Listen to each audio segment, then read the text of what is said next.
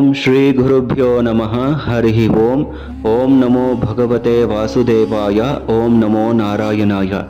ಎಲ್ಲರಿಗೂ ನಮಸ್ಕಾರ ವೀಕ್ಷಕರೇ, ನಾನು ಪ್ರಮೋದ್ ಕಶ್ಯಪ್. ನನ್ನ ಝೋಡಿಯಾಕ್ ಸ್ಪಿರಿಚುವಲ್ ಕ್ವೆಸ್ಟ್ 6 ಚಾನೆಲ್ಗೆ ನಿಮ್ಮೆಲ್ಲರಿಗೂ ಸ್ವಾಗತ. ದಿನಾಂಕ 11 ಮಾರ್ಚ್ 2025 ಮಧ್ಯಾಹ್ನ 3:15 ಬುಧ ಮತ್ತು ಶುಕ್ರರು ಒಂದೇ ಡಿಗ್ರಿಯಲ್ಲಿ, ಒಂದೇ ರಾಶಿಯಲ್ಲಿ, ಒಂದೇ ನಕ್ಷತ್ರದಲ್ಲಿ ಸ್ಥಿತರಾಗಿರ್ತಾರೆ.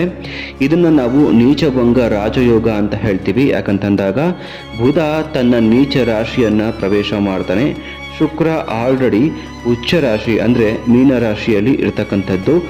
ಜ್ಯೋತಿಷ್ಯದಲ್ಲಿ ಗ್ರಹಗಳು ಮತ್ತು ನಕ್ಷತ್ರಗಳ ಚಲನೆಯಿಂದ ವ್ಯಕ್ತಿಯ ರಾಶಿಚಕ್ರ ನಿರ್ಧಾರ ಆಗುತ್ತೆ.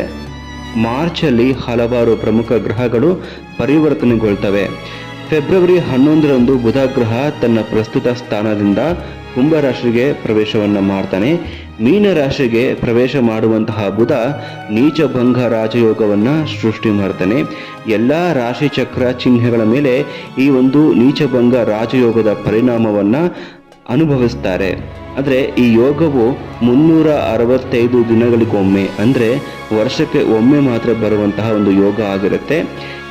ಈ ಒಂದು ರಾಜಯೋಗ ಕೆಲವು ರಾಶಿಚಕ್ರಗಳ ಮೇಲೆ ಅದೃಷ್ಟವನ್ನು ತರುತ್ತೆ ಅಂತ ಹೇಳಿ ಜ್ಯೋತಿಷ್ಯ ಶಾಸ್ತ್ರ ಹೇಳುತ್ತೆ. ಇಲ್ಲಿ ಈ ವಿಡಿಯೋದಲ್ಲಿ ಪ್ರಮುಖ ರಾಶಿ ಚಿಹ್ನೆಗಳು ಯಾವುದು, ಈ ಒಂದು ರಾಜಯೋಗದಿಂದ, ನೀಚಭಂಗ ರಾಜಯೋಗದಿಂದ ಪ್ರಮುಖವಾದಂತಹ ರಾಶಿಗಳು ಯಾವ ಲಗ್ನಗಳಿಗೆ, ರಾಶಿಗಳಿಗೆ ಹೆಚ್ಚು ಅದೃಷ್ಟ ಅನ್ನೋದನ್ನ ಈ ವಿಡಿಯೋದಲ್ಲಿ ನಾನು ತಿಳಿಸ್ಕೊಡ್ತಾ ಹೋಗ್ತೀನಿ. ವಿಡಿಯೋನ ಕೊನೆಯ ತನಕ ನೋಡಿ. ಮೊದಲಿಗೆ ಮೇಷಲಗ್ನ. ಈ ರಾಜಯೋಗ ನಿಮ್ಮ ಸಂಬಂಧಗಳಿಂದ ನೀವು ನಿರೀಕ್ಷಣೆ ಮಾಡ್ತಿರ್ತಕ್ಕಂಥ ಆರ್ಥಿಕ ಬೆಂಬಲವನ್ನು ನಿಮಗೆ ತಂದುಕೊಡುತ್ತೆ. ಕೈಗೆತ್ತಿಕೊಂಡ ಕೆಲಸಗಳಲ್ಲಿ ಸಣ್ಣ ಪುಟ್ಟ ವಿಳಂಬ ಆಗುವ ಸಾಧ್ಯತೆ ಇರುತ್ತೆ. ಆದರೆ ಅನಿರೀಕ್ಷಿತ ಖರ್ಚುಗಳು ಉಂಟಾಗುವ ಸಾಧ್ಯತೆ ಇರುತ್ತೆ. ಹಣಕ್ಕೆ ಸಂಬಂಧಿಸಿದ ವಿಷಯಗಳಲ್ಲಿ ನೀವು ಸ್ವಲ್ಪ ಜಾಗ್ರತೆ ವಹಿಸಬೇಕು. ಗಂಡ ಹೆಂಡತಿಯ ನಡುವೆ ಸಮಸ್ಯೆಗಳು ಉಂಟಾಗಬಹುದು. ಮಾತಿನ ಮೂಲಕ ತೊಂದರೆ ಅಂತ ನಾವು ಹೇಳ್ತೀವಿ. ಸಾಧ್ಯವಾದಷ್ಟು ಮೌನವಾಗಿರೋದನ್ನ ನಾವು ಕಲಿಬೇಕು. ಅಶ್ವಿನಿ ನಕ್ಷತ್ರದಲ್ಲಿ ಜನಿಸಿದ ಜನರಿಗೆ ಸಂಬಂಧಿಕರಿಂದ ಲಾಭ ಆಗುವಂತಹ ಸಾಧ್ಯತೆ ಇರುತ್ತೆ. ಹಠಾತ್ ಧನಲಾಭ, ಅದೃಷ್ಟ ನಿಮಗೆ ಒಲಿದು ಬರುತ್ತೆ. ಈ ಒಂದು ಸಂದರ್ಭದಲ್ಲಿ 6ನೇ ಮನೆ ಅಧಿಪತಿ 12ರಲ್ಲಿ ನೀಚ ಆಗಿರೋದ್ರಿಂದ ಈ ಸಂದರ್ಭದಲ್ಲಿ ನೀವು ಯಾರಿಗೂ ಕೂಡ ಹಣವನ್ನು ಕೊಡುವ ಹಾಗಿಲ್ಲ. ನೀವು ಕೊಟ್ಟ ಹಣ ನಿಮಗೆ ಮತ್ತೆ ವಾಪಸ್ ಬರೋದಿಲ್ಲ ಅಂತ ಹೇಳ್ತೀವಿ. ಚಂದ್ರ 5ನೇ ಮನೆಯಲ್ಲಿ ಇರೋದ್ರಿಂದ ದೀರ್ಘಕಾಲದ ಅನಾರೋಗ್ಯ ಇದ್ದಲ್ಲಿ ಅದು ಸ್ವಲ್ಪ ಚೇತರಿಕೆಯನ್ನು ಕಾಣುತ್ತೆ. ಅಥವಾ ತಾಯಿಗೆ ಏನಾದರೂ ದೀರ್ಘಕಾಲದ ಅನಾರೋಗ್ಯ ಇತ್ತು ಅಂತಂದಾಗ ಅವರಿಗೂ ಕೂಡ ಚೇತರಿಕೆಯನ್ನು ನೀವು ಕಾಣಬಹುದಾಗಿದೆ. ವಿದ್ಯಾರ್ಥಿಗಳಿಗೆ ಓದಿನಲ್ಲಿ ಸ್ವಲ್ಪ ಸೋಂಬೇರಿತನ ಕಾಡಬಹುದು. ಸೋಂಬೇರಿತನದಿಂದಾಗಿ ಅವರಿಗೆ ಓದಲಿಕ್ಕೆ ಕಾನ್ಸಂಟ್ರೇಷನ್ ಕೊಡಲಿಕ್ಕೆ ಸಾಧ್ಯ ಆಗೋದಿಲ್ಲ. ಜಾಸ್ತಿ ಸ್ವಲ್ಪ ಇನ್ಸ್ಟಾಗ್ರಾಮು, ಫೇಸ್ಬುಕ್ಕು ಇವುಗಳನ್ನ ನೋಡಿಕೊಂಡೇ ಇರ್ತಾರೆ. ಹಾಗಾಗಿ ಸೋಂಬೇರಿತನವನ್ನು ಬಿಟ್ಟು ನೀವು ಪ್ರಯತ್ನಪೂರ್ವಕವಾಗಿ ಓದಿನಲ್ಲಿ ಆಸಕ್ತಿಯನ್ನು ನೀವು ತೊಡಗಿಸಿಕೊಂಡಾಗ ಉತ್ತಮ ಅಂಕವನ್ನು ನೀವು ಪಡಿಬೋದು.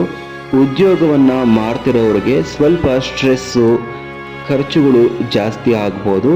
ಮತ್ತು ಹಿರಿಯ ಅಧಿಕಾರಿಗಳಿಂದ ಅಥವಾ ಬಾಸಿಂದ ನಿಮಗೆ ಸ್ವಲ್ಪ ತೊಂದರೆಗಳು ಹೆಚ್ಚು ಆಗುತ್ತೆ. ದಶಾಭುಕ್ತಿಗಳನ್ನು ನೋಡ್ಕೊಳ್ಳಿ. ದಶಾಭುಕ್ತಿ ನಡೀತಿದ್ರೆ ಮಾತ್ರನೇ ನಾನಿಲ್ಲಿ ಏನೇನು ಹೇಳಿರ್ತೀನಿ ಅದು ನಿಮಗೆ ಅನ್ವಯ ಆಗುತ್ತೆ. ಮುಂದಿನ ಲಗ್ನ ವೃಷಭ ಲಗ್ನ. ವೃಷಭ ಲಗ್ನದವರಿಗೆ ಎಲ್ಲ ವಿಷಯಗಳಲ್ಲಿ ಅತ್ಯುತ್ತಮ ಫಲಿತಾಂಶ ಅಂತ ಹೇಳ್ತೀವಿ. ಬಹಳ ದಿನಗಳಿಂದ ವಿಳಂಬವಾಗಿರ್ತಕ್ಕಂತಹ ಹಣವು ನಿಮ್ಮ ಮನೆ ಬಾಗಿಲಿಗೆ ಬರುತ್ತೆ. ನಿಮ್ಮ ತಾಯಿಯ ಮೂಲಕ ನಿಮಗೆ ಸಹಾಯ ಪಡುವ ಸಾಧ್ಯತೆ ಇರುತ್ತೆ. ಗಂಡ ಹೆಂಡತಿಯ ನಡುವಿನ ಪ್ರೀತಿ ಹೆಚ್ಚಾಗುತ್ತೆ. ಕುಟುಂಬದಲ್ಲಿ ಸಂತೋಷ ಹೆಚ್ಚಾಗುತ್ತೆ. ಶುಭ ಕಾರ್ಯಗಳು ಹೆಚ್ಚಾಗುತ್ತೆ. ಕರ್ಮಕಾರಕ ಶನಿ 10ರಲ್ಲಿ ಇರೋದ್ರಿಂದ ನಿಮಗೆ ಅಧಿಕಾರವೂ ಕೂಡ ಪ್ರಾಪ್ತಿಯಾಗತ್ತೆ. ಯಶಸ್ಸು, ಕೀರ್ತಿ, ನೇಮ್ ಅಂಡ್ ಫೇಮ್ ಕೂಡ ನಿಮ್ಮದಾಗುತ್ತೆ ಅಂತ ಹೇಳ್ಬೋದು. ಯಾರಿಗೆ ಜಾಬ್ ಇಲ್ಲ ಅವರು ಈ ಸಂದರ್ಭದಲ್ಲಿ ಸ್ವಲ್ಪ ಪ್ರಯತ್ನ ಪಟ್ಟರೂ ಕೂಡ ಅವರಿಗೆ ಉದ್ಯೋಗ ಪ್ರಾಪ್ತಿಯೂ ಉಂಟು.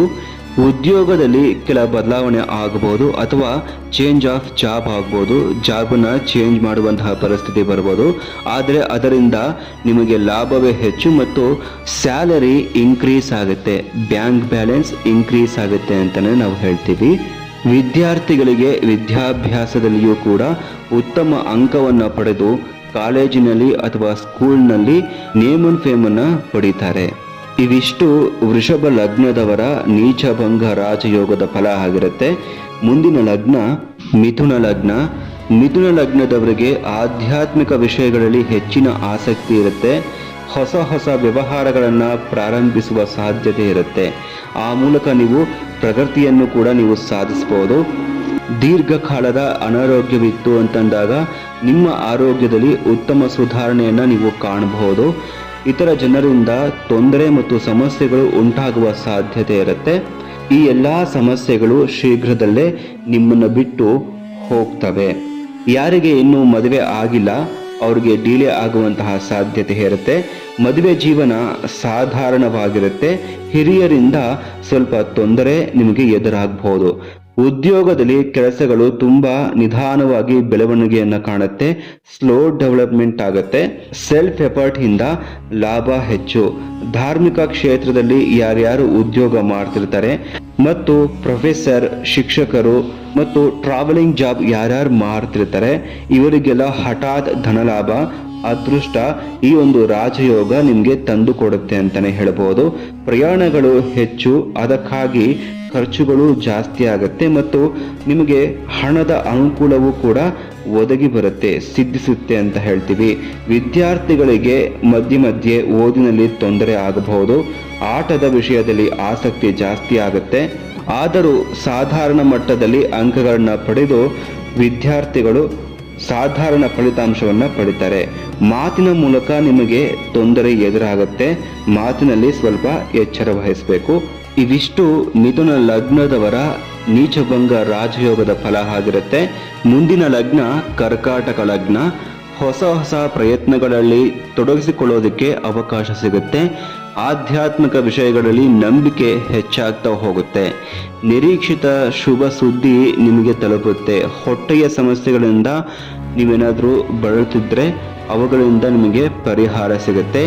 ಆಹಾರದ ವಿಷಯಕ್ಕೆ ಬಂದಾಗ ನೀವು ತುಂಬ ಜಾಗರೂಕರಾಗಿರಬೇಕು. ಅದರಿಂದ ಮತ್ತೆ ನಿಮಗೆ ಅನಾರೋಗ್ಯವಾಗಿ ಗಂಭೀರ ಕಾಯಿಲೆಗಳು ನಿಮಗೆ ಉಂಟಾಗಬಹುದು. ಪಿತ್ರಾರ್ಜಿತ ಆಸ್ತಿಗಳು ಸಿಗಬೇಕಾದಲ್ಲಿ ನಿಮಗೆ ಈ ಒಂದು ಸಂದರ್ಭದಲ್ಲಿ ಪಿತ್ರಾರ್ಜಿತ ಆಸ್ತಿಗಳು ನಿಮ್ಮದಾಗುತ್ತೆ. ನಿಮ್ಮನ್ನು ನೀವು ಧ್ಯಾನ, ಆಧ್ಯಾತ್ಮಿಕ ಮಾರ್ಗದಲ್ಲಿ ತೊಡಗಿಸಿಕೊಂಡಾಗ ಯಾವುದೇ ತೊಂದರೆ ಇರ್ಬೋದು, ಅದರಿಂದ ನೀವು ಪಾರಾಗಬಹುದು. ದಶಾಭುಕ್ತಿಯನ್ನು ನೀವು ನೋಡ್ಕೋಬೇಕಾಗತ್ತೆ. ದಶಾಭುಕ್ತಿಯನ್ನು ನೋಡಿಕೊಂಡು ನಾ ಹೇಳೋದನ್ನ ನೀವು ಅನ್ವಯಿಸ್ಕೋಬೇಕು. ಗಂಡ ಅಥವಾ ಹೆಂಡತಿಯಿಂದ ಅನಿರೀಕ್ಷಿತ ಧನಲಾಭ. ಸೈಟ್ ಕೊಳ್ಳುವವರಿಗೆ, ಯಾರ್ಯಾರು ಸೈಟ್ ತಗೋಬೇಕು ಅಂತ ಅರಿತಿರ್ತೀರ ಅವ್ರಿಗೆ ಇದು ಉತ್ತಮ ಸಮಯ ಅಂತಾನೆ ಹೇಳಬಹುದು. ರಿಯಲ್ ಎಸ್ಟೇಟು, ಭೂ ವ್ಯವಹಾರ ಮಾಡ್ತಿರೋರಿಗೆ ಬಂಪರ್ ಲಾಟ್ರಿ, ಕೈ ತುಂಬ ಹಣ ಸಂಪಾದನೆ ಅವ್ರಿಗೆ ಸಿದ್ಧಿಸುತ್ತೆ. ಆದರೆ ಉದ್ಯೋಗದಲ್ಲಿ ಸ್ವಲ್ಪ ಕಿರಿಕಿರಿ, ಒತ್ತಡಗಳು ಜಾಸ್ತಿ ಆಗುತ್ತೆ, ಅವಮಾನಗಳು ಜಾಸ್ತಿ, ಜಾಬ್ ಲಾಸ್ ಕೂಡ ಆಗಬಹುದು. ಹೂಡಿಕೆ ಮಾಡಿ ಬಿಸ್ನೆಸ್ ಮಾಡ್ತಿರೋರಿಗೆ ನಷ್ಟ, ಕೊಟ್ಟ ಹಣ ವಾಪಸ್ ಬರೋದಿಲ್ಲ. ಹಣವನ್ನು ಕೂಡಿಡುವ ಬಗ್ಗೆ ನೀವು ಸ್ವಲ್ಪ ಆಲೋಚನೆ ಮಾಡಬೇಕು. ಮಾತಿನ ಮೂಲಕ ಅಪಖ್ಯಾತಿಗೆ ಗುರಿಯಾಗ್ತೀರಾ. ಖರ್ಚುಗಳು ಜಾಸ್ತಿ. ಎಲ್ಲ ಕೆಲಸ ಕಾರ್ಯಗಳು ವಿಘ್ನದಿಂದಾಗಿ ಸ್ಥಗಿತಗೊಳ್ಳುತ್ತೆ. ಅಂದುಕೊಂಡ ಕೆಲಸ ಕಾರ್ಯಗಳಲ್ಲಿ ವಿಘ್ನ. ದೀರ್ಘಕಾಲದ ಅನಾರೋಗ್ಯವಿದ್ದರೆ ಸ್ವಲ್ಪ ಗಂಭೀರ ಸಮಸ್ಯೆಗಳನ್ನ ನೀವು ಎದುರಿಸಬೇಕಾಗತ್ತೆ. ವಾಹನಗಳನ್ನು ಓಡಿಸಬೇಕಾದ್ರೆ ಎಚ್ಚರವಿರಲಿ, ಅಪಘಾತಗಳು ಸಂಭವಿಸಬಹುದು. ಇವಿಷ್ಟು ನೀಚಭಂಗ ರಾಜಯೋಗದ ಕರ್ಕಾಟಕ ಲಗ್ನದವರ ಫಲ ಆಗಿರುತ್ತೆ. ಈ ವಿಡಿಯೋ ನಿಮಗೆ ಇಷ್ಟ ಆಗಿತ್ತು ಅಂತಂದಾಗ ನನ್ನ ಚಾನಲ್ಗೆ ಲೈಕ್ ಮಾಡಿ, ಸಬ್ಸ್ಕ್ರೈಬ್ ಮಾಡಿ, ಶೇರ್ ಮಾಡಿ ಅಂತ ಹೇಳ್ತಾ ಈ ವಿಡಿಯೋನ ನಾನು ಮುಗಿಸ್ತಾ ಇದ್ದೀನಿ. ಮುಂದಿನ ವಿಡಿಯೋದಲ್ಲಿ ಭೇಟಿಯಾಗೋಣ. ಎಲ್ಲರಿಗೂ ನಮಸ್ಕಾರ. ಕೃಷ್ಣ ಅರ್ಪಣಮಸ್ತು.